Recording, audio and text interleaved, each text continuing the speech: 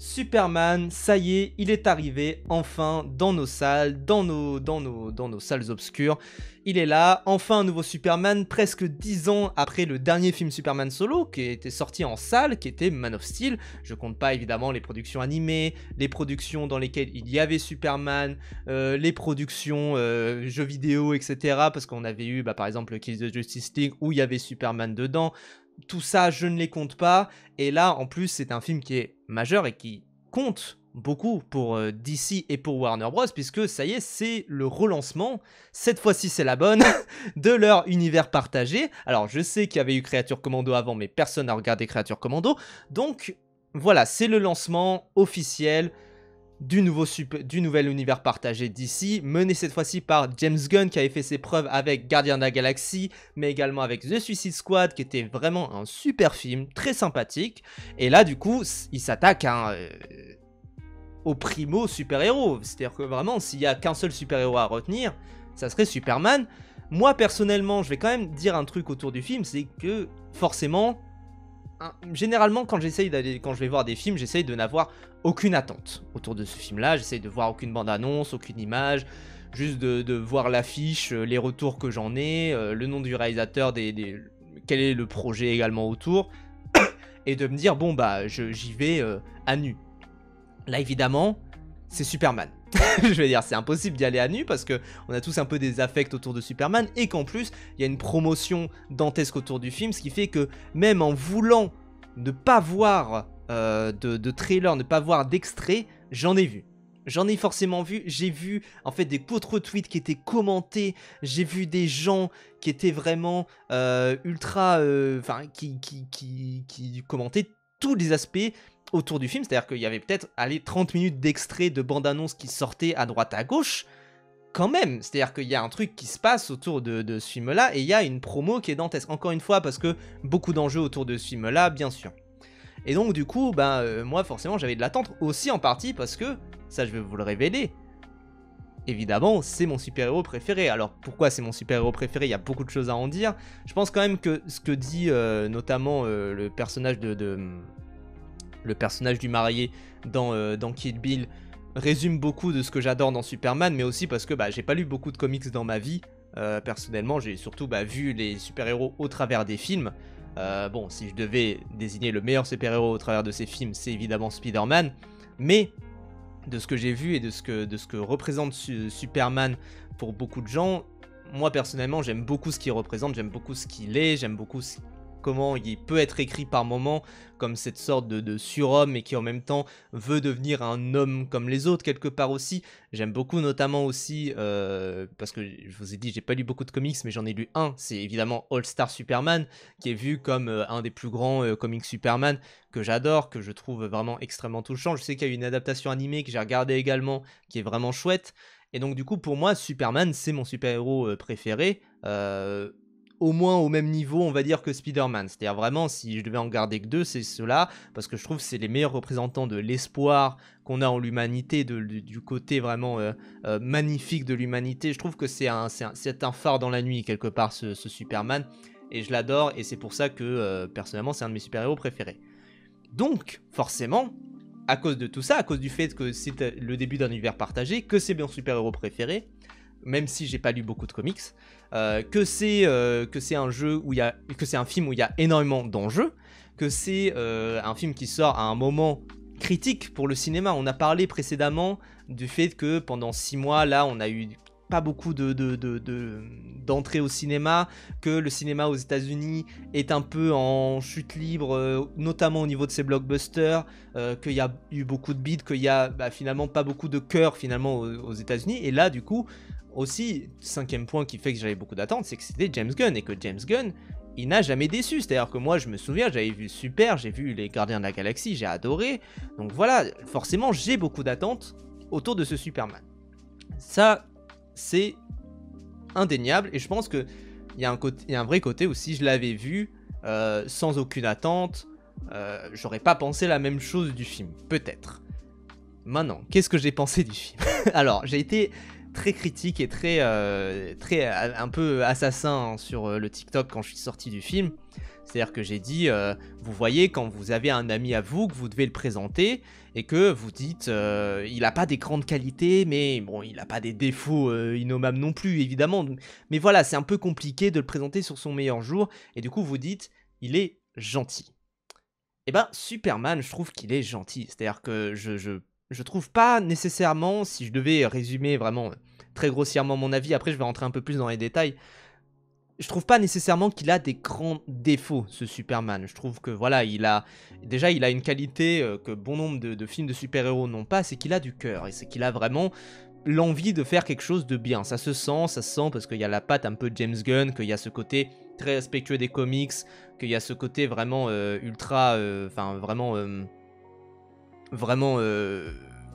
comment dire, très humaniste, très humain, et ça on reviendra d'ailleurs sur les aspects très humains et en même temps très grandioses du film.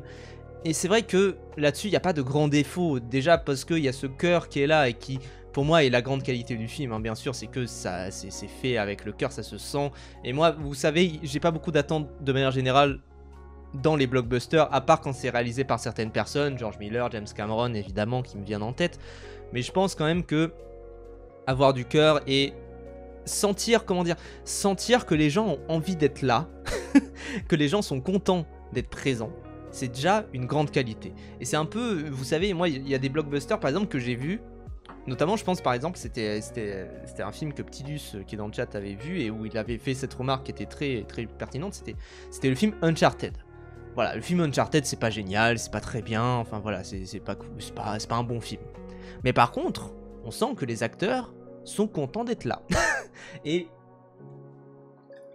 si je devais un peu résumer aussi une partie de mon avis, c'est que on sent quand même que les acteurs sont contents d'être là, sont vraiment heureux d'être ici, sont heureux d'incarner ces personnages-là, ils sont investis. On sent même que l'équipe technique est investie, on sent que les effets spéciaux, ils s'amusent par endroits, qu'il y a vraiment... Oui, et que évidemment, bah, le réalisateur James Gunn est content également d'être là et que c'est sa plus grande force que d'être juste d'être content de filmer ses personnages. Et quelque part, c'est ce côté également très très enfantin, très naïf, très candide en fait dans l'œuvre que j'ai vraiment adoré. Et c'est pour ça que je veux pas non plus le démonter.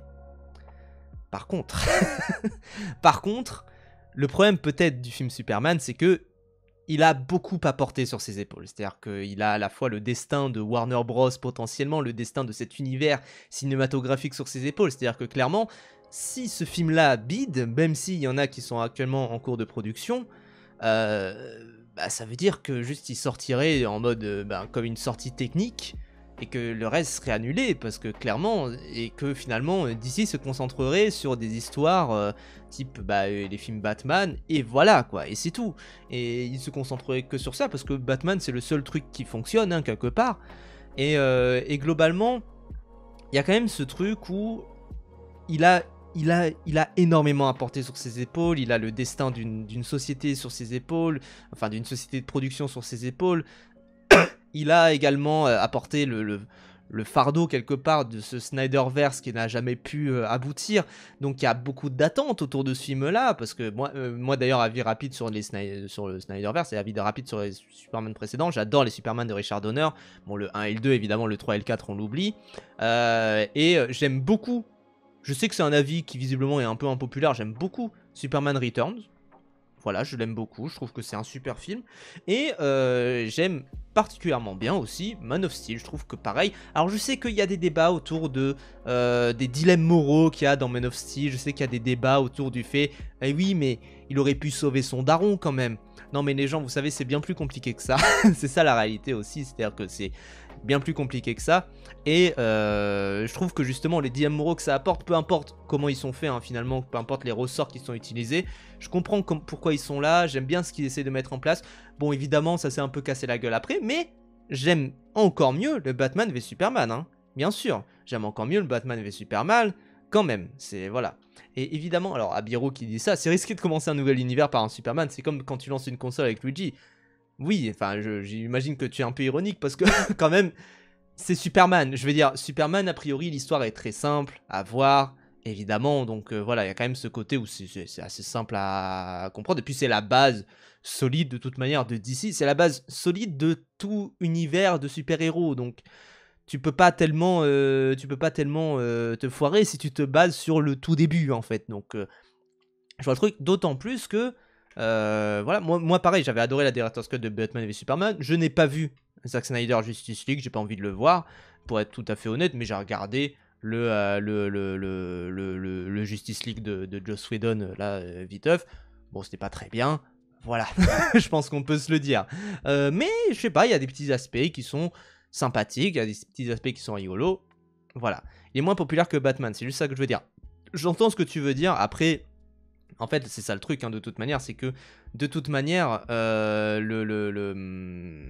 comment dire, le DCU ne pourra pas faire plus ballsy que de lancer avec Iron Man, qui est une licence vraiment très à part, et qui est une licence vraiment, enfin, qui est un personnage quasiment inconnu, hein, globalement, ce Iron Man, du moins avant que Iron Man sorte, évidemment. Même si voilà, il était un peu connu de certains. Moi je me souviens, il était dans les Marvel Ultimate Alliance, tout ça, des trucs du genre. Mais voilà, c'est moins, enfin, ça aurait été plus safe entre guillemets de commencer par Captain America, par exemple. Et globalement, du coup, pour revenir un peu, parce que là j'ai beaucoup divergé, pour revenir un peu sur mon fil conducteur, il a énormément sur ses épaules ce Superman, parce que il doit également, enfin James Gunn, vu que c'est lui qui choisit de réaliser, hein, d'ailleurs c'est un truc où à la base il n'était pas au choix de réalisation, à la base il était à la manœuvre autour de cet univers-là, et ce qui était un peu rassurant d'ailleurs, parce que on se disait qu'en fait James Gunn, vu que c'est un créatif, il va avoir cette vision de créatif-là, et il va occuper cette place un peu comme la place qu'occupe Kevin Feige, avec d'ailleurs Peter Safran, je crois, qui était producteur sur The Suicide Squad, si je ne me trompe pas. Et du coup, bon ben, James Gunn, en fait, il a choisi d'abord, je crois, d'écrire ce Superman, parce qu'il se disait quand même, c'est important, j'ai envie d'entamer le pas et de voir où ça va.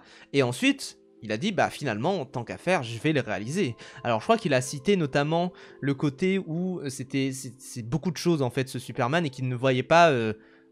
bon, un peu présomptueux presque, il ne voyait pas d'autre réal que lui, quelque part, mais je pense aussi qu'il s'est fait tout simplement un kiff, et qu'il s'est dit, allez, Superman, moi je suis grand fan de comics, on sait qu'il est grand fan de comics, hein, je veux dire, quand même les Gardiens de la Galaxie, c'est un comics vraiment à part, de quasi inconnu, hein, encore une fois, et où est-ce que tu vas, et où il va piocher, et c'est pareil un peu pour son Suicide Squad, il va beaucoup piocher dans des personnages très inconnus, et c'était un peu la crainte que j'avais aussi autour de ce Superman avant de le voir. Je voyais un peu le casting, je voyais un peu les personnages, je me disais ok, en fait il va vraiment vouloir faire à peu près la même chose, c'est-à-dire mettre beaucoup de personnages et en fait s'y perdre. Et c'est un peu le problème, c'est que il a beaucoup apporté ce Superman, et je trouve qu'il porte déjà énormément de par beaucoup des choix qu'il a pu faire, et beaucoup beaucoup de la démarche qu'il a pu prendre. La première étant que c'est le film introductif d'un univers partagé.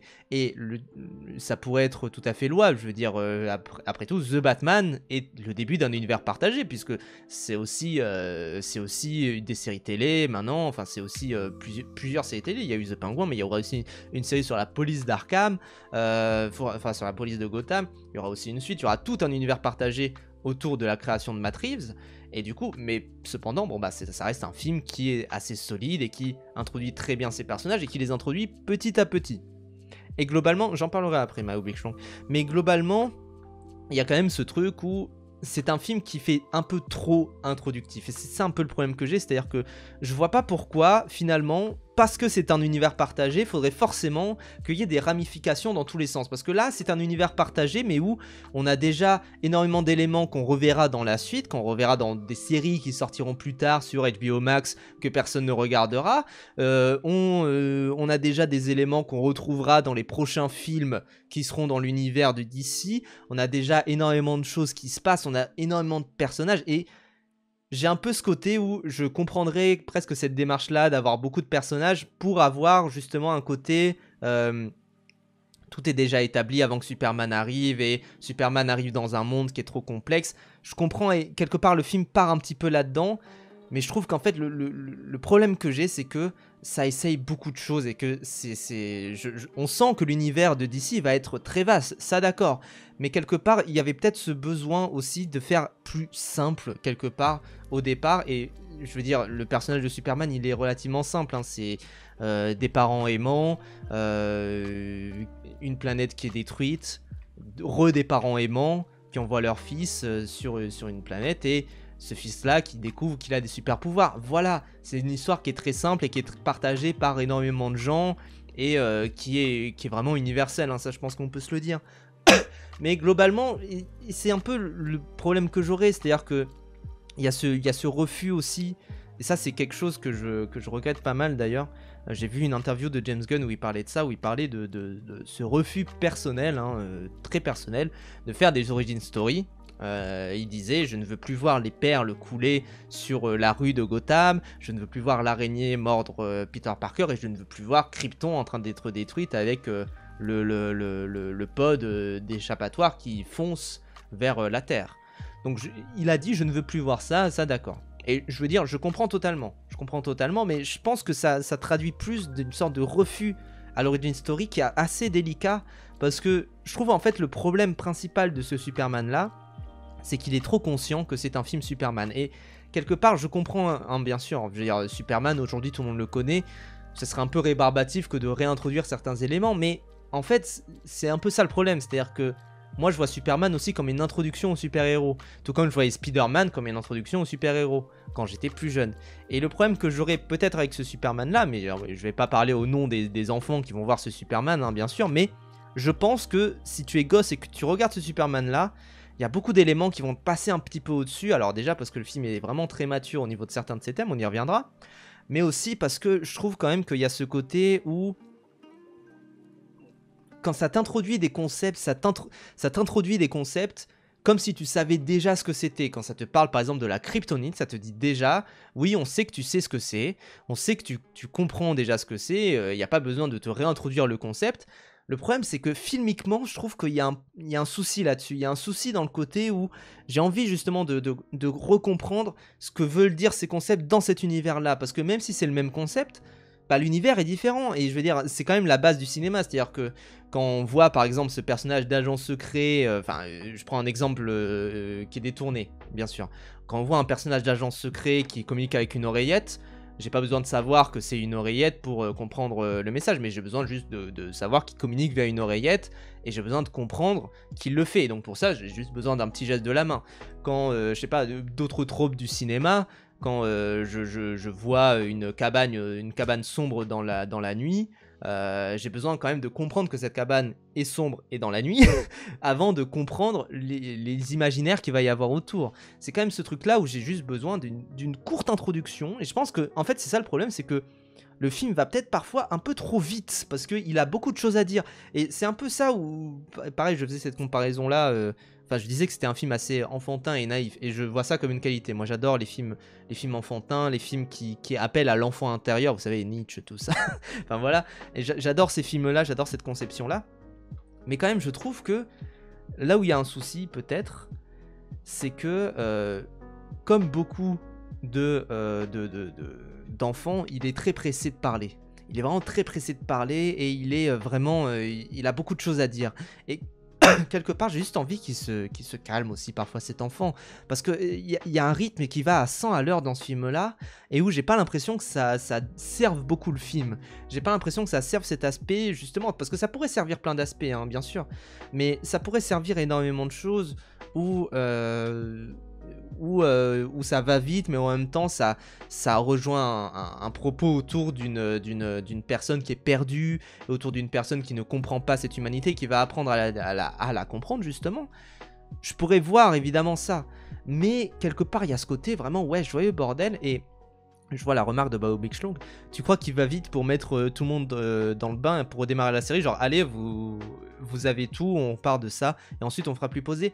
Je comprendrais, mais encore une fois, c'est pas comprendre comment ça se démarre en fait, des univers partagés qui, en fait, bon, déjà il y a ce truc là où moi perso je suis pas dans le truc de lancer une volonté d'univers partagé sans d'abord un peu faire ses preuves, d'abord un peu montrer ce qu'on est, parce que clairement je pense que beaucoup vont voir ce Superman en se disant que c'est le début d'un univers partagé et qu'ils n'ont pas envie d'être en retard sur la suite, etc. Et qu'ils ont envie de voir le prochain Batman, mais qu'ils ont envie du coup de comprendre d'où il vient, etc. Et donc je pense aussi que, on va en parler, je vais en parler Mister HS évidemment, mais il y a quand même ce truc où ouais, ça va vite, quoi. Ça va vite.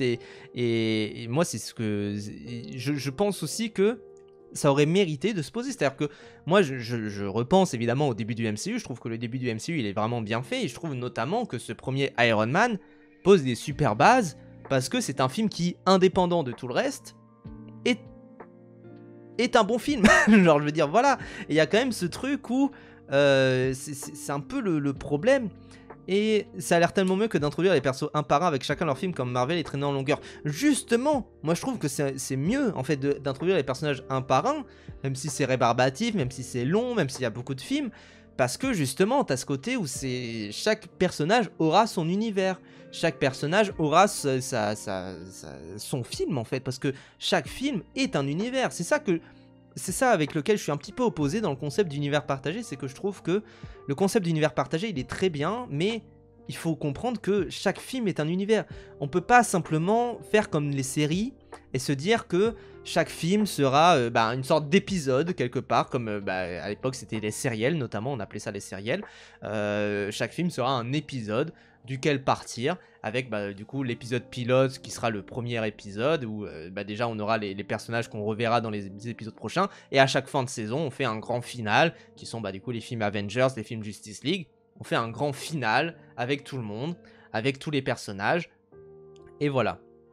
Le problème c'est que j'ai avec ça, c'est que je trouve quand même que il faudrait faire des films avant de faire des univers partagés. C'est un peu ça peut-être le problème, c'est peut-être que ça va un peu trop loin.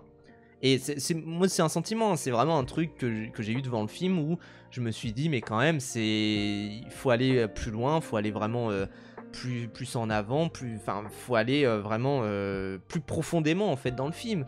Parce que je veux dire, il y a plein de trucs qui sont vraiment super bien faits. Littéralement l'importation du format comics au cinéma, oui, sauf que ça marche pas comme ça. C'est-à-dire que vraiment l'importation du médium littéraire au cinéma, je trouve que d'ailleurs il y a un très long écrit. Je vais prendre juste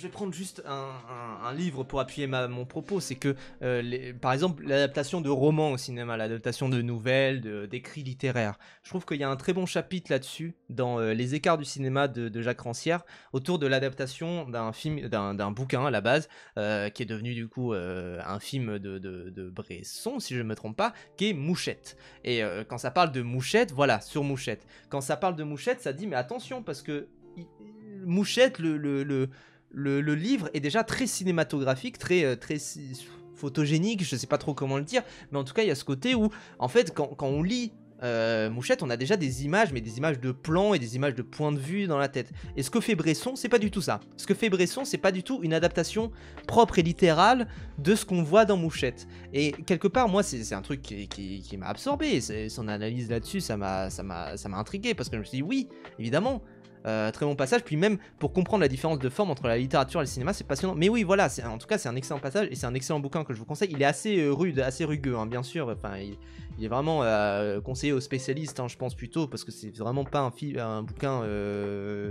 C'est pas du Deleuze non plus, mais c'est un peu dur d'accès. Mais en tout cas, il y a ce côté où effectivement, qu'est-ce que putain, j'avais mis des trucs.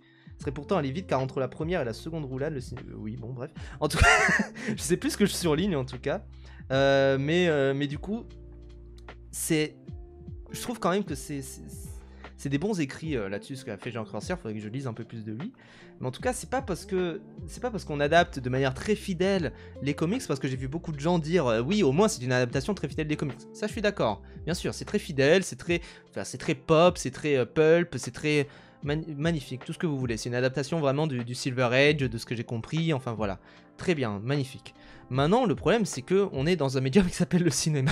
Genre, c'est quand même un autre médium. Et pour moi, adapter de manière le plus fidèle possible aux comics, c'est aussi parfois, peut-être, oublier ce qui fait parfois le médium cinéma, c'est-à-dire que chaque film est censé se tenir en lui-même.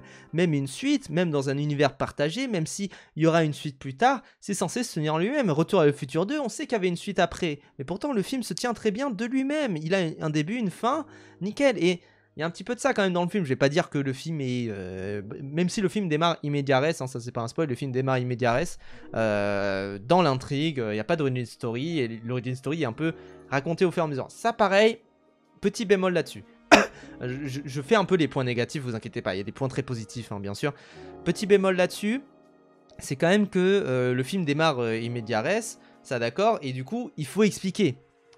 Le problème, c'est qu'il y a des dialogues qui sont... Alors, autant il y a des dialogues qui sont vraiment bien faits, il y a des scènes qui sont vraiment bien faites, mais il y a des dialogues qui sont vraiment... Enfin... Oh là là, comme je vous ai dit, c'est pas... Autant parfois, le défaut que ça a, c'est que ça croit... Ça sait que tu sais des choses, ça sait que tu connais le concept de kryptonite, que tu connais Krypton, etc.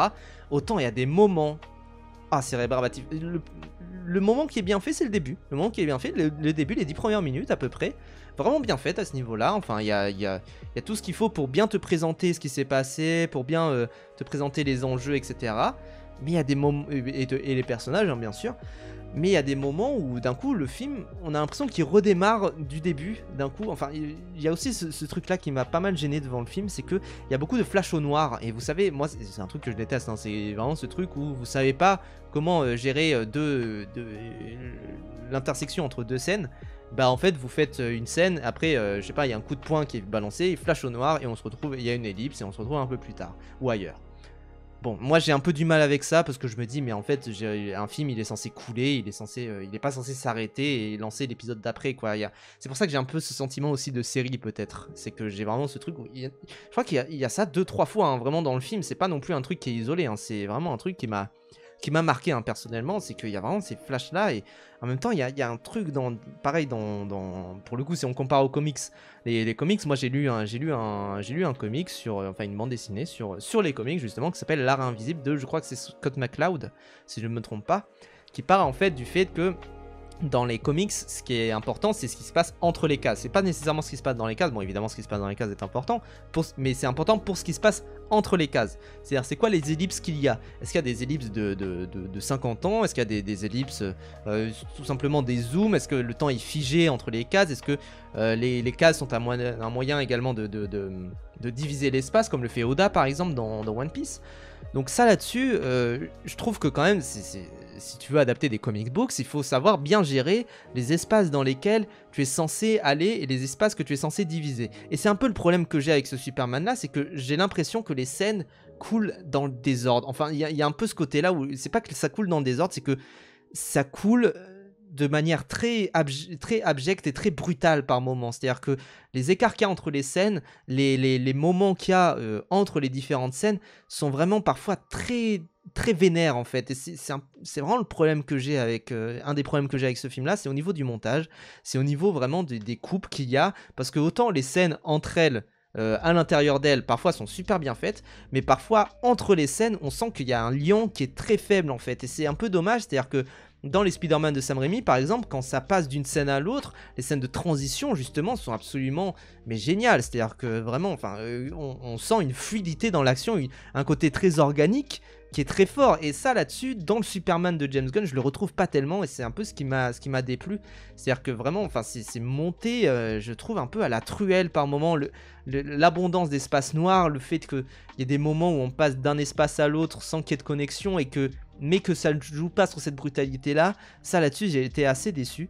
Encore une fois, le film a ses qualités, hein. Bien sûr je vais revenir dessus, ne vous inquiétez pas, mais je sais pas, il y a vraiment ce truc là où en termes peut-être d'adaptation de comics, marrant parce que le côté transition brute edgy c'est très Snyder d'habitude, non? Oui, mais justement je trouve que Snyder, comme il a maîtrisé son style, il y a ce côté où les transitions entre les scènes se font de manière beaucoup plus fluide parce que en fait il a ce truc où c'est constant, sauf que là il y a des moments où il y a des transitions de scène où c'est typiquement une scène à l'intérieur, à l'extérieur du début ou des trucs du genre.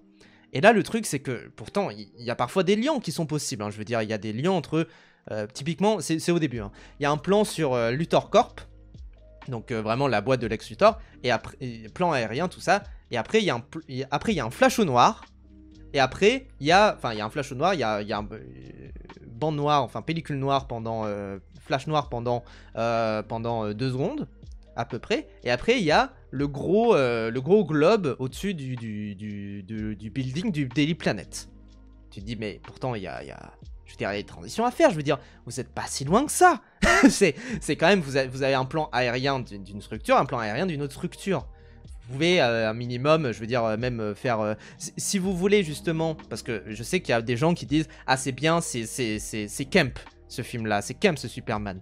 Mais allez dans le kitsch, mettez des fondus. Je veux dire, allez au plus profond du kitsch et mettez des fondus, mettez des, je sais pas, des transitions à la Star Wars, des trucs du genre, des trucs vraiment, pour le coup, très kitsch, allez à fond. Et je trouve que là-dessus, Sam Raimi, il a absolument maîtrisé ça. Sam Raimi, je rappelle que quand même, dans son Doctor Strange 2, moi que j'ai pas particulièrement apprécié son Doctor Strange 2, mais il y a ce truc où il y a des transitions en sorte de double fondu bizarre entre les scènes, et des transitions, vous savez, c'est ces transitions en cercle où ça fait... Enfin voilà, c'est pas camp le montage brutal. Bah oui, c'est un peu ça le problème. C'est-à-dire que moi, c'est ça le souci que j'ai eu. C'est-à-dire que le montage fait un peu trop classique finalement. Et c'est un peu ça.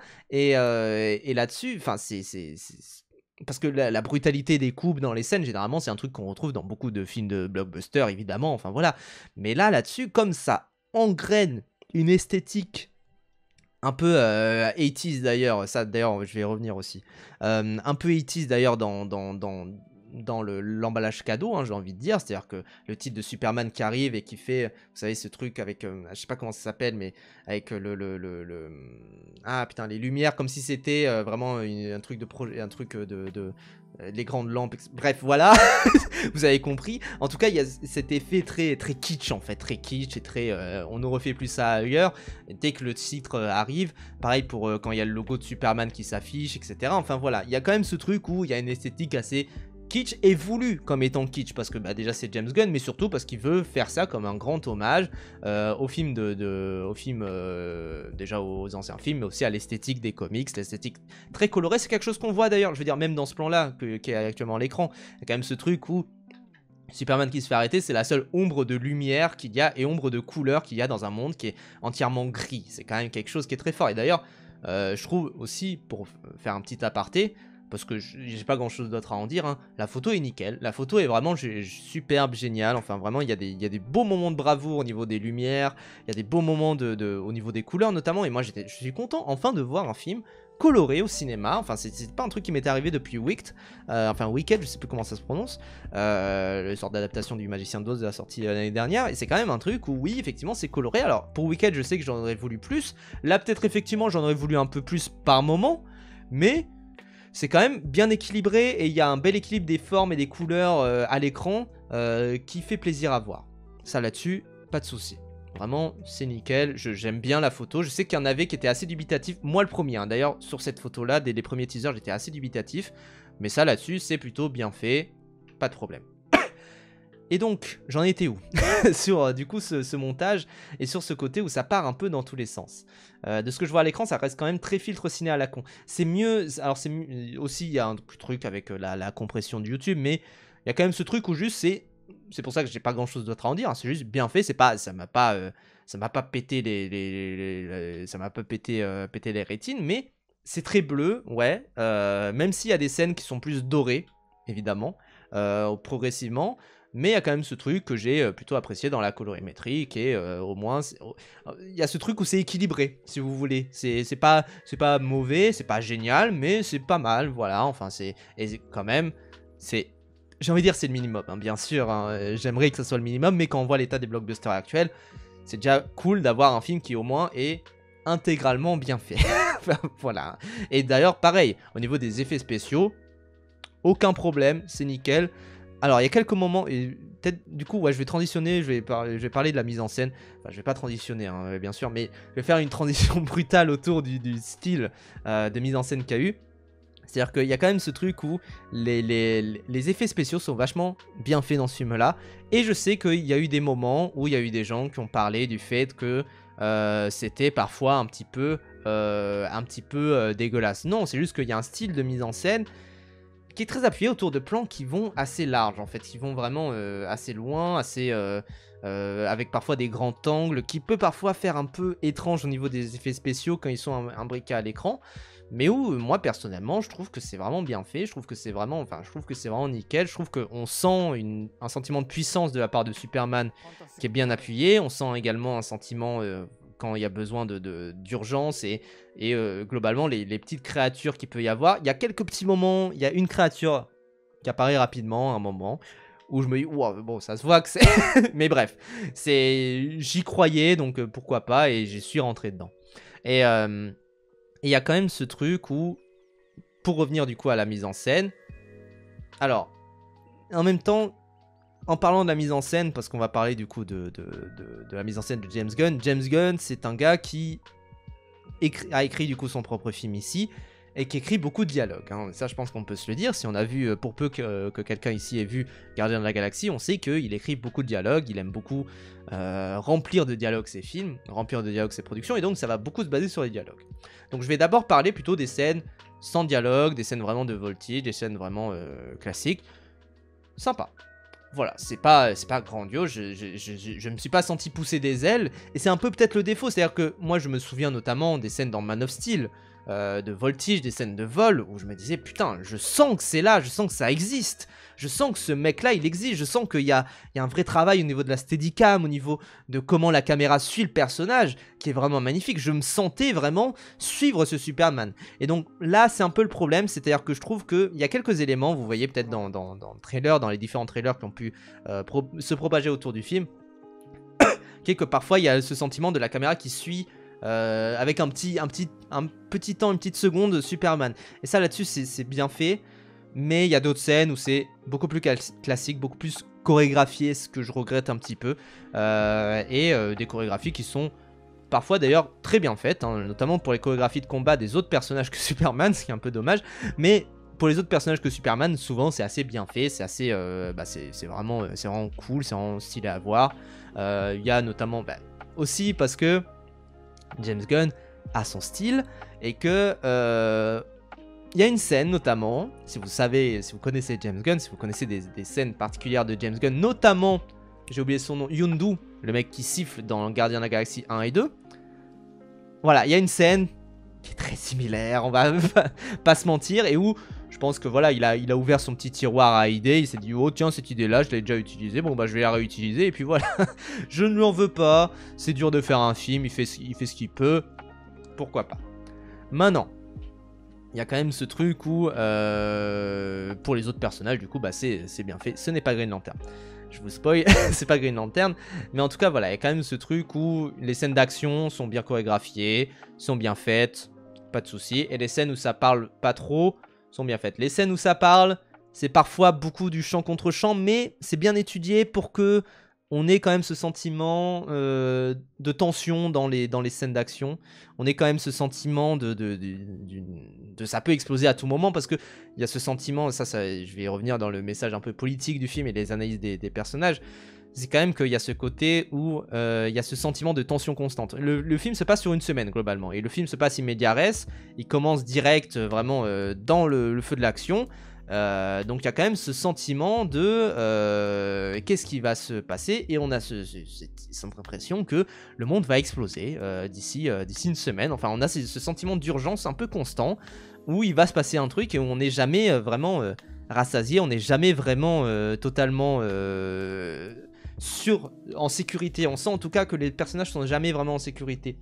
Et il y a un peu quand même ce côté-là où cette mise en tension dans les dialogues, elle est parfaitement bien étudiée. Je pense notamment à la scène entre Lois et Clark, scène d'interview qui je crois d'ailleurs est au tout début du coup du trailer. C'est une scène en fait d'interview qui résume un petit peu l'histoire. Alors c'est un petit peu parfois mal fait parce que parfois c'est un peu trop explicatif, mais je trouve que comment ça met en scène cette tension entre justement Clark et Superman, entre le privé et le politique, j'ai envie de dire, enfin un peu ce côté-là, entre le privé et la personnalité privée de Clark et le côté c'est Superman. Le film est meilleur au deuxième visionnage, beaucoup de détails dans le film en réalité. Justement, je trouve que c'est d'ailleurs ce qui est vraiment bien fait, c'est qu'il y a énormément de détails et il y a énormément de beaucoup de cœur et beaucoup de choses qui se passent, en fait, finalement, en dehors, et beaucoup de choses qui se passent à côté. Et je trouve justement que, par exemple, comment ça construit les personnages secondaires. On y rentre un petit peu, on rentre un peu dans l'histoire et dans l'intrigue, là, après 40 minutes à parler du film. Comment ça aborde, par exemple, les personnages secondaires, c'est que ça les construit vraiment super bien. C'est-à-dire qu'ils sont très simples, et pour l'instant, hein, bien sûr, j'imagine qu'ils seront plus explorés plus tard dans l'univers partagé, mais ils sont très simples, mais comment ça les aborde et comment ça les écrit, c'est vraiment parfait, c'est nickel. C'est-à-dire que on sent, typiquement, le personnage de Green Lantern, on sent qu'il est débile mais attachant. Voilà, et on sent, voilà, ils ont tous leur petit arc, et ils ont tous en fait leur petit, enfin ils ont tous leur personnalité qui fait que on croit en eux. Moi typiquement Green Lantern, au début je me suis dit oh là, est-ce que ça va être un petit connard, etc. En fait il est construit très rapidement, c'est-à-dire il y a besoin de quelques phrases pour le construire. Pareil pour Lex, pareil pour Superman, pareil pour Lois, c'est-à-dire qu'il y a besoin de juste quelques phrases pour comprendre les personnages là où ils vont aller. Il n'y a jamais de détour pour faire des trucs que les personnages ne devraient pas faire, etc. Il n'y a pas d'incohérence à ce niveau-là pour plaire à JDG. Il n'y a pas de moment, enfin typiquement voilà, les parents de Clark Kent ils sont introduits par un coup de téléphone. On comprend exactement qui c'est. On comprend exactement que c'est des parents aimants, parfaits. Aussi parce que les personnages parfois sont assez simples hein, dans leurs caractéristiques, dans leur comment dire, dans leur tropes, dans les clichés qu'ils peuvent contenir. Le personnage par exemple de Monsieur Terrifique, bon bah on comprend exactement ce qu'il est, il va jamais détourner de ça, même pas pour une petite vanne, même pas pour un petit truc. Et ça là-dessus, je trouve ça vraiment même presque surprenant de la part de James Gunn qui va parfois un petit peu casser les personnages pour faire des blagues en fait justement, mais c'est aussi la caractéristique de James Gunn, c'est qu'il sait super bien construire ses personnages et que sur 3 films, bah Drax ça reste Drax, Gamora ça reste Gamora, et il y a des petits moments d'à côté on va dire, mais ça reste très parcellaire et très anecdotique hein, quoi finalement. Mais là-dessus, il a voulu la jouer je pense un petit peu safe là-dessus, il a voulu vraiment construire ses personnages avant tout. Et d'ailleurs là-dessus pour moi, pour revenir sur une des forces hein, du film évidemment, ces personnages. C'est-à-dire que on attendait évidemment ce trio tournant, hein, c'est-à-dire Clark, Lois, Lex, qui est le trio fondateur de Superman évidemment. Qu'est-ce qu'ils sont bien construits. Alors déjà, qu'est-ce qu'ils sont bien interprétés, hein, évidemment, ils sont nickel, ils sont parfaits. C'est-à-dire que vraiment, enfin, Lois Lane, c'est Rachel, je sais plus son nom, exceptionnel, c'est-à-dire qu'on sent vraiment que c'est une journaliste sérieuse qui va faire trembler les républicains, qui va faire trembler les démocrates, qui va faire trembler tout le spectre politique, qui va faire trembler tout le monde. Brosnahan, merci beaucoup Régé. Rachel Brosnahan, du coup, on sent vraiment que c'est une journaliste, mais en même temps qu'elle est cool, qu'elle est sympa. Et c'est un peu d'ailleurs, quand même, parce que moi j'aime beaucoup par exemple la saga de Snyder, ce qu'il a essayé de construire. Bon, Amy Adams, on passera, c'est quand même... Je sais pas si c'est un mauvais perso ou s'il est mal interprété, mais il est mauvais, quand même, ça on peut se le dire. Et ça là-dessus, au moins ça a rectifié le tir. Lex Luthor, justement qui joue dans une ambivalence, puisqu'il a également une sorte d'alter ego, il veut à la fois sauver le monde et en même temps le détruire s'il n'est pas d'accord avec lui. Il joue sur un autre alter ego qui est celui de Clark et Superman hein, quelque part, c'est-à-dire qu'il veut devenir ce Superman. Et d'ailleurs c'est amusant de voir que Nicholas Hoult a essayé d'être Superman, il a essayé d'avoir le rôle de Superman mais il n'a pas pu l'avoir. C'était je crois un des premiers choix hein, mais en fait, et d'ailleurs il raconte, je crois que j'ai vu une interview là-dessus, il raconte ça, c'est-à-dire qu'il est rentré dans une salle et il voulait auditionner pour le rôle de Superman, il a fait son audition et après en sortant il croise David Cohen Sweet et il s'est dit bon bah je l'ai pas. D'ailleurs c'est sûr c'est lui qui va l'avoir hein, c'est sûr, mais voilà. En tout cas du coup il a tenté d'avoir ce rôle là et il ne l'a pas eu, mais par contre bon bah Lex Luthor absolument terrifiant. J'avais peur d'un côté un peu trop, parce que voilà, on voit un chauve milliardaire, on se dit bon bah oui évidemment c'est Jeff Bezos, c'est mon patron de chez Twitch, c'est Jeff Bezos. Pas du tout, finalement ça reste un Lex Luthor très cartoon hein, par moment, très même parfois avec des coups de ta gueule c'est magique du mon cerveau est plus puissant que toi, etc. Mais bon, c'est les comics, évidemment on y croit, c'est ça le truc, on y croit. Et globalement moi j'ai vraiment adoré ce Lex Luthor, mais par contre bon, David Cohen Sweet, c'est Superman. Plus encore, j'ose le dire, hein, pour moi c'est encore plus Superman que Christopher Reeves. Alors, que Henry Cavill, ça évidemment, hein, c'est-à-dire qu'Henry Cavill, je l'aime bien, il est sympathique, etc. Il n'a aucun charisme. Soyons honnêtes, 5 secondes sur Henry Cavill, il a pas de charisme, il a rien. À côté, t'as Michael Shannon qui se donne à fond pour jouer Zod. Bon, c'est le jour et la nuit, hein, soyons honnêtes. Et du coup... À côté, bon bah, Brandon Routh, j'aime beaucoup également son interprétation, je la trouve assez nuancée, assez subtile. Mais bon, bah, évidemment, c'était Christopher Reeves qui était tout au-dessus, c'était le Superman ultime, évidemment. Mais ça, là-dessus, bah oui, c'est David Corenswet, Sweet, c'est Superman. Mais c'est Superman parce que je crois, t'as raison, Régé, ils l'ont énormément humanisé, mais plus que ça, c'est-à-dire que j'ai envie que ce soit mon pote. C'est ça le truc, en fait, c'est-à-dire que je trouve que justement, la force de Christopher Reeve, c'est que c'est un Superman très noble, très beau, très magnifique. Enfin voilà, il est bigger than life, j'ai envie de dire. Mais là-dessus, j'ai envie que ça soit mon pote. C'est-à-dire que qu'il soit dans son costume de Superman ou dans celui de Clark Kent, j'ai envie que ça soit mon pote. J'ai envie de parler avec lui calmement. J'ai envie que ça soit mon ami. J'ai envie d'aller en soirée avec lui et que ça se passe super bien. J'ai envie que ça soit mon ami, ce type. Donc voilà.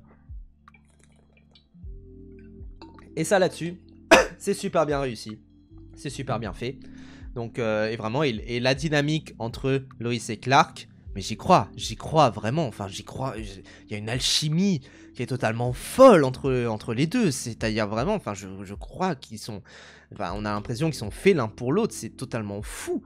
Il a ce caractère de bon gros géant gentil comme le vrai Superman. Exactement. Mais même. Tu vois, le côté gros géant, c'est même pas ça. C'est-à-dire qu'il a ce caractère juste de type gentil, qui est vraiment, pour moi, qui est vraiment l'épitome de Superman. Hein. C'est-à-dire vraiment, c'est juste un type comme les autres. Et je trouve que All Star Superman, là-dessus, explore super bien le personnage. Il y a cette planche mythique, évidemment, de lui qui est au bord d'une falaise avec quelqu'un qui s'apprête à se suicider. Et qui est de dire, quand même, oui, effectivement, je sais ce que tu traverses. Voilà quoi. Faut avoir une belle confiance en soi pour dire que Cavill n'a aucun charisme, c'est beau. Cavill en tant que Superman ne déborde pas de charisme. Hein. Je suis désolé de vous le dire hein, là-dessus. C'est-à-dire que.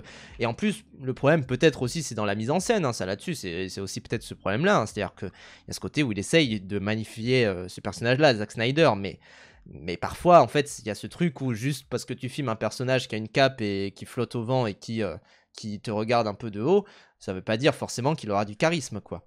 Et globalement, c'est un peu ce qui est un peu voilà le reproche, si je devais faire un reproche un petit peu light au Zack Snyder, c'est que Zack Snyder est un réal un petit peu autiste, qui parfois comprend un peu mal les signes et parfois comprend un peu mal comment les gens agissent dans la vraie vie, et en même temps, bah, comme il veut faire un Superman réaliste et pas comics core, il y a une petite adéquation, quoi. Il y a un petit problème, voilà.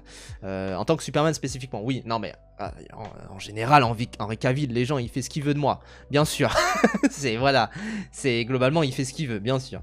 Et globalement, il y a quand même ce truc où je sais aussi que ça critiquait Jesse Eisenberg.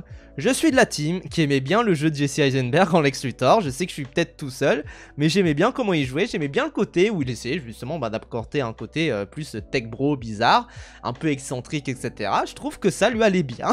Mais bah là-dessus, bon bah oui, le Lex Luthor de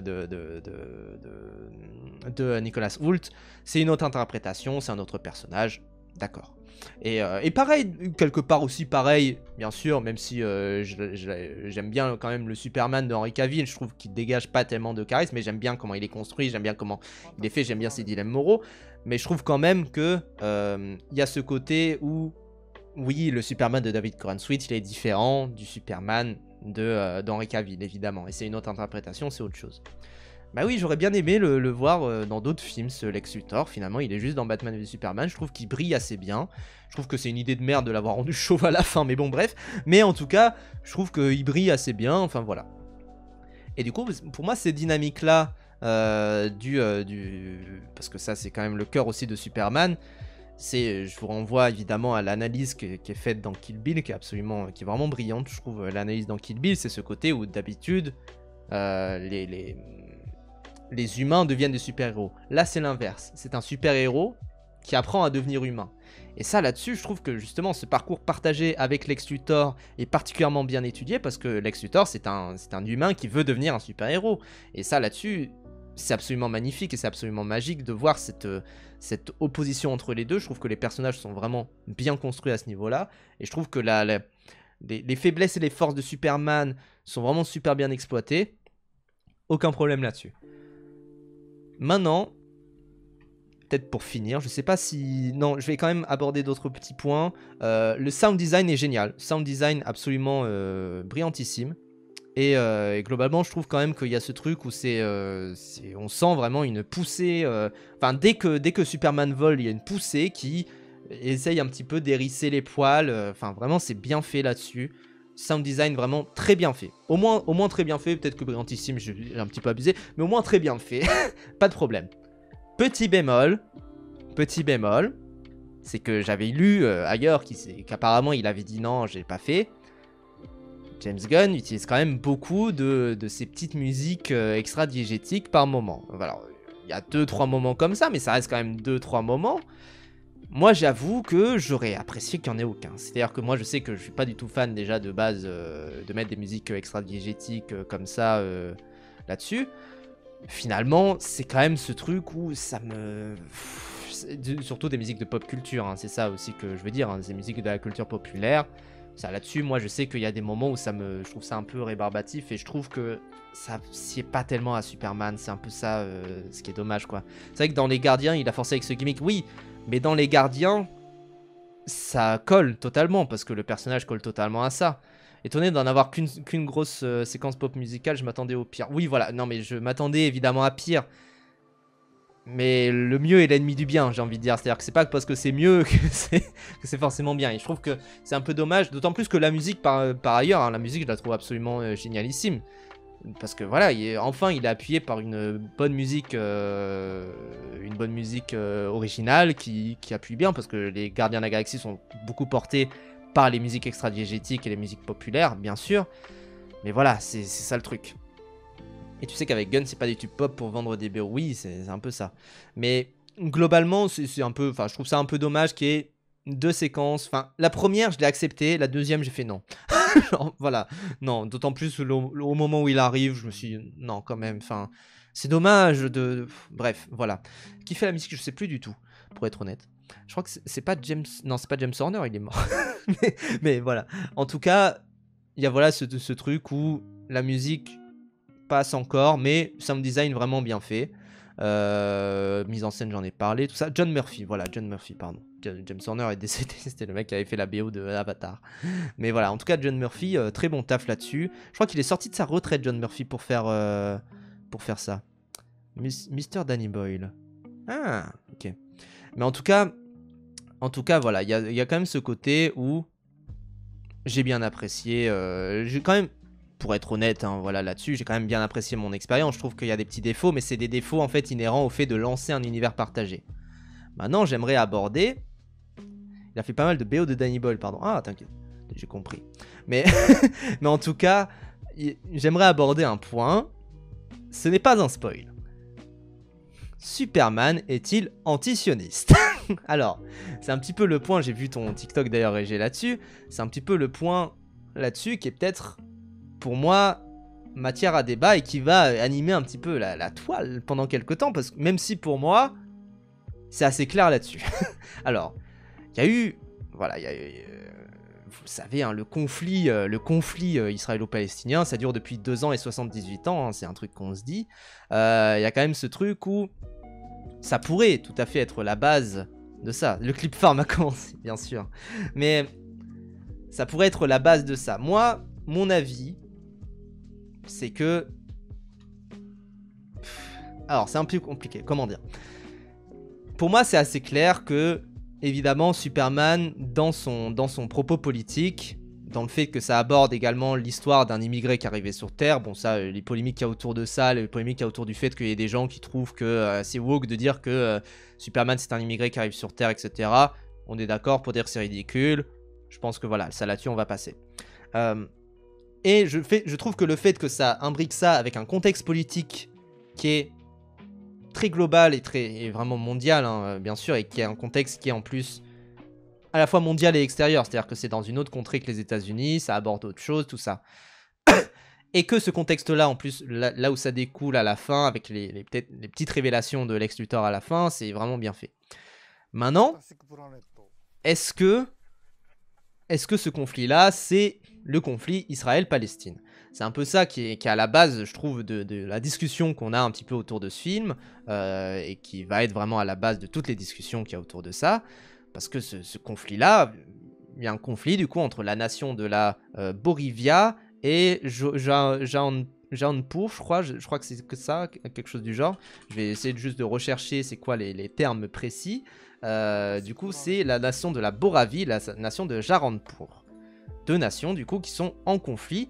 Il se trouve que la nation, du coup, de Jaranpur, c'est pas un spoil, hein, les gens, ça arrive très rapidement dans le film, je le précise, hein, bien sûr. La nation de Jaranpur se bat avec des cailloux. La nation de Borivia, c'est ça, de Boravie, pardon, de Boravie se bat avec des tanks. Il y a quand même ce côté où c'est une guerre très asymétrique, donc là-dessus, on peut pas juste caler le spectre de la guerre en Ukraine, ni le spectre de toute autre guerre. À la limite, la guerre du Vietnam, peut-être, mais ça me paraîtrait assez bizarre d'être aussi critique de la guerre du Vietnam là-dessus, d'autant plus pour un réalisateur américain, et d'autant plus que c'est pas du tout le même milieu. Enfin, il y a quand même ce truc où la nation qui est montrée, il y a un très fort accent, très fort accent russe, Europe de l'Est, je sais pas trop dire. Il y a également le fait que l'architecture soit très européenne autour de la nation de Boravie, mais la nation de Jaranpur se bat dans un désert, donc un petit peu étrange. C'est-à-dire que c'est les plans qu'on voit même dans la bande-annonce, hein. On les voit là, je sais plus quoi ce qu'on les voit exactement, mais le plan notamment du drapeau que hisse le minot à un moment, slave est même dans l'architecture typique orthodoxe chrétien. Voilà, c'est ça le truc. Et avec Zlatko Bolic, qui est ou Bolic, je sais pas comment ça se prononce, qui du coup, c'était le capitaine du navire dans Triangle of Sadness. Ça, je me suis dit, putain, il me dit un truc, sa voix me dit un truc et tout. Mais en tout cas, voilà, c'était lui et j'ai adoré le revoir, du coup, d'autant plus que Triangle of Sadness, c'était déjà un rôle assez comique, donc ça passe parfaitement. Et du coup, je vois ça, je me dis, jeter des pierres, c'est quand même très connoté Intifada. C'est plus que des pierres, c'est parfois des briques, des trucs du genre, enfin voilà, c'est quand même très connoté. C'est pour ça que moi, ce que je vois, c'est que oui, effectivement, c'est quand même vraiment basé énormément sur ce conflit. Alors évidemment, j'ai envie de dire que le cycle des conflits armés qu'on peut avoir dans l'humanité, c'est un cycle éternel où on ne fait que faire les mêmes conflits éternellement et forcément qu'il y a des répétitions constantes, évidemment. Il y a quand même ce truc où il y aura des rapprochements qu'on peut se faire, il y a des rapprochements qu'on peut faire entre la Seconde Guerre mondiale et la Première, entre la Seconde Guerre mondiale et la guerre froide, entre la Seconde Guerre mondiale et la guerre de Corée, tout ça. Voilà. Il y a un fort accent sur la culture arabe aussi, bien sûr, mais ça, on va y revenir. Et du coup, il y a cette thématique où ce qui est vu comme les termes qui sont choisis particulièrement, évidemment, il y a quand même ce truc où c'est une sorte d'annexion, hein, quand même. Une annexion qui passerait par un nettoyage ethnique. Oui, c'est le conflit israélo-palestinien. Et rappelle que c'est pas parce que le film a commencé à être écrit avant les attaques du 7 octobre que ça serait forcément que ça ne parlerait pas du tout de cet aspect-là. Parce que, rappel, ça fait 2 ans et 78 ans hein, que le peuple palestinien se bat. Ça fait depuis 1946, hein, si je me trompe pas. Donc voilà, avec les premières Nakba, tout ça. Et du coup, il y a quand même ce truc où... Moi, ce que je vois, c'est que même si James Gunn dit le contraire, déjà, premièrement, j'en ai rien à foutre de ce que James Gunn a à dire là-dessus. C'est moi qui interprète le film, et le film m'appartient maintenant, il ne t'appartient plus. Et voilà. Mais globalement, il y a ce truc où j'en ai rien à foutre de ce qu'il a à dire, et surtout, bon, évidemment, est-ce qu'il va tant que ça dire cet aspect-là? Je préfère qu'il le dise de manière un peu, comment dire, de manière un petit peu détournée par ses messages dans Superman, plutôt que de le dire frontalement en interview, bien sûr. C'est de toute manière un truc, d'ailleurs ça habite l'œuvre de Costa Gavras hein, de manière générale, c'est qu'il a jamais voulu dire qu'il a fait des films politiques qui parlaient de tel aspect, et il a toujours laissé parler ses films avant tout, et avant d'ensuite ajouter quelque chose. Et donc là-dessus, oui, c'est le conflit israélo-palestinien, on le sait, on le voit, même si c'est mêlé d'autres conflits, du conflit ukrainien, dans les accents, de plein de choses, évidemment.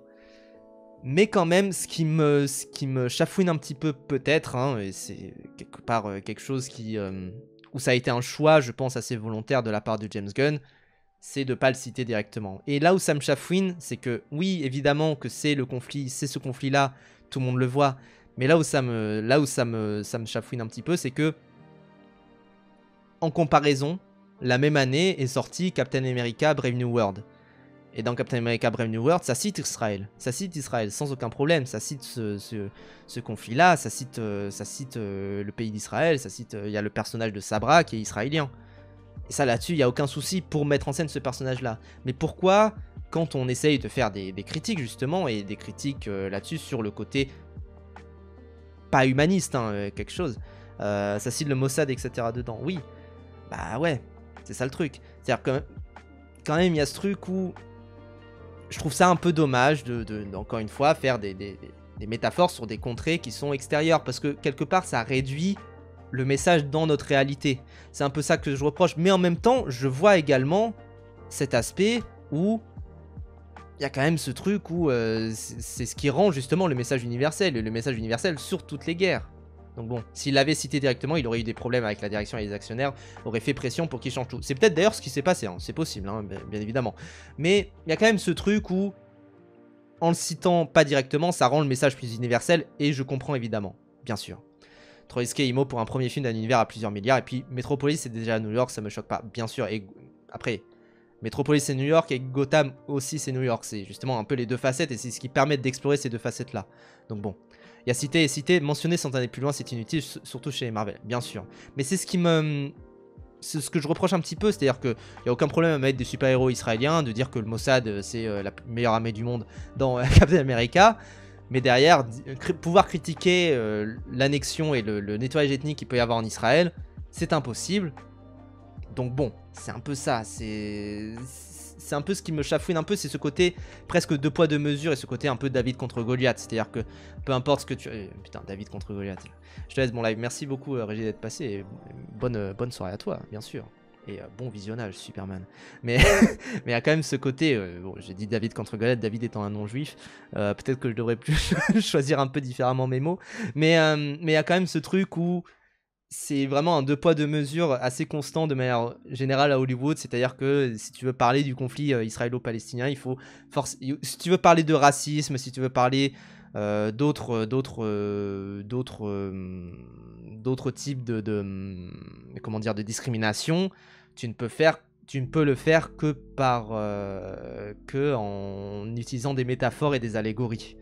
C'est un peu ça qui me perplexe un petit peu, c'est-à-dire qu'on ne peut pas aborder des thèmes réels et des thèmes authentiques, là où par exemple la série Watchmen, je l'ai pas vue, mais de ce que j'ai compris, ça aborde un massacre qui a eu lieu, et ça le met vraiment dans son intrigue, donc voilà, c'est pour ça aussi, mais de toute manière, voilà, ça ne peut pas l'aborder, c'est pour ça que je vais pas reprocher ça au film, hein, bien sûr, mais il y a quand même ce truc, et je trouve ça déjà génial, le fait que ça l'aborde aussi frontalement, sans côté deux poids deux mesures comment dire, sans côté il y avait des méchants des deux côtés et chacun a ses raisons comme tu dis à Biero. Je trouve ça déjà génial le fait que ça l'aborde de manière aussi frontale quand même, et voilà, c'est déjà mieux bien sûr, hein. Voilà, oui, le Tulsa Massacre, voilà, mais ça parle du...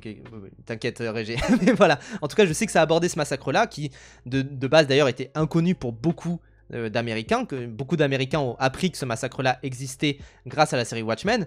Donc voilà, il y a quand même ce truc où c'est absolument, c'est absolument génial d'aborder des vrais conflits qui ont pu arriver dans des œuvres de super-héros. Et je veux dire, par exemple également, et c'était la force, hein, d'ailleurs là-dessus, de Captain America. C'est-à-dire que Captain America abordait la Seconde Guerre mondiale sous l'angle de la propagande. Et sous l'angle d'un truc où, je veux dire, la Seconde Guerre mondiale a existé, la propagande états-unienne a existé. Ça là-dessus on est clair.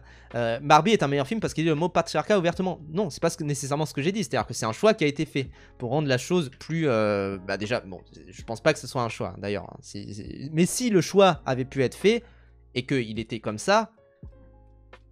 Bon après, c'est complètement con ce que je viens de dire, désolé, oubliez. Il y a quand même ce truc où Barbie au moins aborde frontalement le patriarcat et dit oui voilà, mon message c'est sur le patriarcat. Ça veut pas dire que ça a des meilleurs messages féministes, ça veut dire que il n'y a pas de doute. C'est-à-dire que là, je sais que pendant des semaines, ce qui va habiter la sphère sur Internet, ça va être de dire « Oui, mais attendez, est-ce que c'est vraiment ce conflit-là? Est-ce que c'est vraiment ça? Est-ce que c'est vraiment ce dont on parle ici ?» Non, c'est vraiment ce dont on parle. Il n'y a pas de débat là-dessus. Il n'y a vraiment aucun débat. Je sais que c'est ça. Et je sais que peu importe ce que les gens essayeront d'en dire, enfin, de toute manière, il y a un côté où les gens essayeront... les gens essayeront de toute manière d'interpréter ça différemment, parce que, bah, je veux dire, on revoit les gens qui reprennent Matrix, qui était une métaphore, censée être une métaphore pensée par les autrices autour de la transidentité, pour le reprendre d'un point de vue de l'extrême droite. Fight Club repris par les mascus, etc. Que des trucs du genre. Chacun voit midi à sa porte, hein, ça de toute manière. Il y a ce truc-là. Mais si tu abordes frontalement un conflit, et que tu dis, ce conflit, je pense que c'est ça, je pense que la résolution du conflit, ça serait ça. La résolution du conflit, ça serait que chacun vive en paix là où il est, qu'il n'y ait pas d'annexion. Voilà, je pense quand même que, parce que c'est quand même le message très frontal hein, du film, hein, on va être honnête, je pense quand même que ça aurait plus d'impact si c'était le vrai conflit qui était montré et que bah, t'avais vraiment Superman qui sauve la Palestine, quoi. Enfin, vraiment, ça aurait eu de la gueule, on va être honnête, et ça aurait pesé son poids dans les discussions internationales, parce que bah, le film est un carton au box-office, hein, déjà, d'ores et déjà, ne serait-ce que sur... alors qu'il n'est même pas sorti encore aux États-Unis. Mais il y a quand même ce truc où c'est déjà un carton au box-office sûr et certain, bien sûr. Et il y aura un bon bouche à oreille, le film a des super critiques, etc. Il est à 90, je crois, sur Rotten Tomatoes, ou 85, je sais plus. Donc voilà, le film est déjà un gros succès. Et si ça abordait aussi frontalement que ça le conflit, je pense quand même que ça aurait eu même des débouchés incroyables sur le monde. Hein. Moi, je crois encore, je suis peut-être naïf, hein, évidemment. Hein. Je crois encore au fait que il est possible que les films changent le monde. Mais peut-être que je suis trop naïf, hein, ça c'est possible également. Et je pense quand même que si ça avait été, si c'était allé là-dedans, pourquoi pas. Mais bon, évidemment, c'est trop risqué, c'est trop, c'est impossible quoi, c'est impossible de l'aborder. Donc voilà, Superman sous kéfier, mais ça aurait été incroyable. Mais quelque part, ça donne ces images-là déjà dans le film, et c'est ça qui est beau aussi, c'est-à-dire que, et ça là-dessus, c'est pour ça que je peux pas aussi l'attaquer le film. C'est pour ça que je peux pas dire frontalement que c'est un mauvais film ou un truc du genre. Je trouve qu'il a des grands défauts, évidemment. Mais je trouve que, ne serait-ce que les images que ça produit, et moi je vous avoue que l'image qu'on voit dans la bande-annonce du minot là, qui hisse le drapeau de Superman, alors que tout espoir est en train d'être perdu, etc. J'ai pleuré les gens, j'ai failli pleurer. J'avais les larmes aux yeux, je me suis dit mais c'est... Voilà, c'est là que le film doit aller, c'est ça que le film doit être, quelque part. C'est ça, c'est cette beauté-là que j'adore. Enfin, il y a un truc qui est magnifique. Et voilà, et c'est pour ça que moi je suis peut-être un petit peu déçu, c'est que c'est un film qui part un petit peu dans tous les sens et qui a des moments de bravoure incroyables, vraiment incroyables. Et en même temps, ce moment-là, je me suis dit putain, je l'ai jamais vu dans un...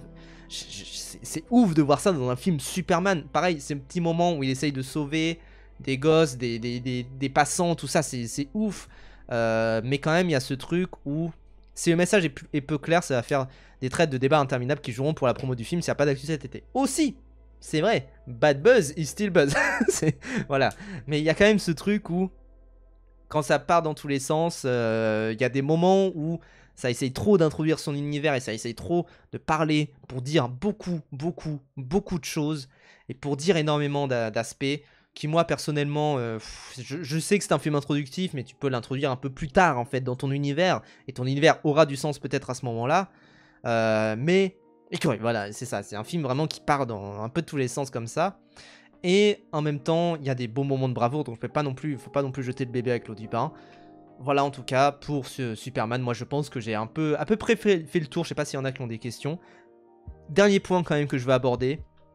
J'étais très content à chaque fois que je voyais Crypto le chien. Je trouve que Crypto le chien est un super personnage. Au début, il m'énervait un petit peu, mais c'est le voulu. Mais en même temps, il est génial. Je trouve que c'est vraiment un super perso. Et je trouve qu'il est vraiment à sa place. Et je trouve que tout est construit. Enfin, je trouve que ce qui est bien, c'est qu'il y a beaucoup du film qui est construit autour de ce personnage-là. Et autour de comment ce personnage-là agit, etc. Et il y a un côté un peu aussi magique généralement dans le comportement des animaux qui est souvent utilisé dans les œuvres de fiction pour faire en sorte que le comportement de l'animal n'a pas de sens, et donc du coup c'est pour ça que le personnage va aller dans tous les sens, va aller un peu partout, etc. Ça là-dessus, moi je trouve ça vraiment parfois un peu bizarre, mais, mais voilà, mais en tout cas un peu facile en fait, un peu facile d'utiliser des comportements d'animaux comme ça. Mais en même temps, ça fait des super images, et ça fait des super personnages, et évidemment, il y aura toujours de toute manière des moyens diégétiques de faire en sorte que le scénario se freine ou accélère à tel moment, etc. Voilà. Mais en tout cas, Je trouve que c'est un film à voir, je trouve que c'est un film qui va être matière à débat. Et ça là-dessus, tant mieux quelque part, parce qu'il y a quand même ce côté où moi je suis content, évidemment, qu'il y ait des gens qui parlent de Superman, parce que c'est quand même le but, hein, c'est Superman, c'est un grand homme, hein, cette personne, hein, évidemment. Donc je suis content que cette personne-là fasse débat, que cette personne-là fasse parler, en fait, vraiment. Et voilà, et moi je suis très heureux de voir que Superman est encore actuel, de voir que Superman est encore the talk of the town, j'ai envie de dire, est encore la news, hein, quelque part, qui sort, et moi je suis content de voir un tel engouement médiatique autour de ça. Et séquence d'action, t'en as pensé quoi? Déjà, je suis arrivé à 10 minutes à peine. Il y a des moments c'est bien, il y a des moments où c'est un peu chiant. Enfin, voilà, il y a des moments très bien chorégraphiés, comme James Gunn aime à le faire. Ce qui est un petit peu dommage, c'est que Superman, les scènes de vol me font pas non plus frémir. Mais il y a des belles scènes avec lui aussi, enfin voilà. L'essentiel n'est pas dans l'action, c'est un peu ça aussi que dit le film, et c'est un peu des messages que dit, c'est-à-dire que ce que veut faire Superman tout le long du film, c'est de ne pas se battre et d'un maximum juste être ce message d'espoir, et ça là-dessus, je trouve que c'est aussi un beau message quelque part donné par le film. Et c'est un... Non, c'est un beau film, franchement c'est un beau film. J'aurais aimé qu'il soit plus beau encore, et peut-être que j'avais trop d'attentes, c'est aussi peut-être ce problème-là, mais c'est un beau film, et c'est pas un film acheté, et c'est voilà, il y a du cœur, et encore une fois, je redis ce que j'ai dit au début, il y a du cœur, c'est déjà le minimum, je pense, syndical, hein, pour un film de super-héros, mais c'est déjà un miracle qu'il y ait du cœur dans un film Superman, dans un film de super-héros, dans un blockbuster qui sort au cinéma. Mazette. J'imagine qu'il y a une scène post-générique, il y en a deux, les deux sont des scènes blagues. Ne vous inquiétez pas les gens, les deux sont des scènes un petit peu rigolotes, un petit peu jolies, et voilà, c'est tout. Je suis resté jusqu'à la fin pour rien, j'avais en plus un petit peu envie de pisser. J'ai failli me pisser dessus juste pour voir une scène un peu pourrie, enfin voilà, globalement, enfin un petit peu pourrie, qui n'annonce pas la suite en tout cas, mais voilà, c'est juste des blagues. J'aurais aimé évidemment qu'il y ait des grandes scènes qui annoncent la suite, etc. La suite est déjà annoncée, hein, de toute manière, puisque le prochain c'est Supergirl.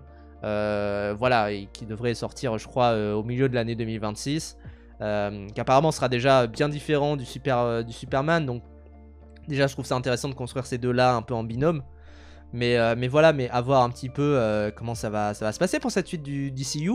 Moi je suis quand même optimiste, parce que je pense que ça va être un bon univers, mais à voir s'il y aura des très bons films dedans ou pas. C'était un peu ce qui était cool quand même dans le MCU, c'est que parfois il y avait des moments de bravoure, il y avait des moments des Iron Man, des Black Panther, des moments où on se dit putain, ce film là il est bien, il est pourquoi pas, et voilà quoi. Voilà. Ça marche vraiment bien, comment tu sais? Au box-office, il y a déjà des prévisions qui sont en mode ouais, 200 millions quoi. 200 millions pour le premier week-end, etc. Parce qu'il y a un bon bouche à oreille, les gens ont envie de voir le film, etc. Faut voir un petit peu évidemment, et peut-être que ça va être en dessous des estimations, mais je pense que voilà, je pense qu'ils visent les 800 millions, 900 millions, peut-être le milliard. Le milliard, c'est s'il y a vraiment un très très bon bouche à oreille autour du film, que les gens sont contents, etc. Je sais pas trop, je vais être honnête, mais je pense que c'est possible qu'ils tapent le milliard. Je pense que c'est possible. Quand même, c'est un film Superman, les gens, hein, c'est... Faut pas s'attendre à moins que 800 millions, hein. C'est quand même Superman, hein, les gens.